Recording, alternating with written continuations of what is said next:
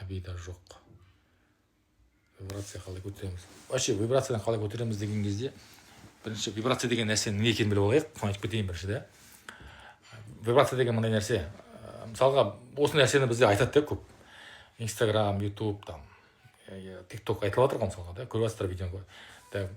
Төменгі вибрация, жоғары вибрация айтады да мысалға. Бірақ біз оны түсінбейміз, оны доказ етпейді. Мүмкін айтып отқан адам оның не екенін біле ма? Мүмкін ол оның ақылы қабылдауында айтылатын нәрсе болар, білмеймін. Бірақ мен айта беремін бұндай нәрселерді бәрін.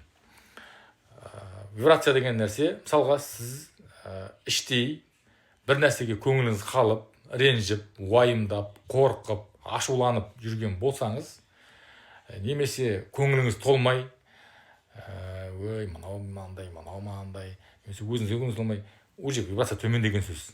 Егер де сіздің ішкі ойыңызда сезім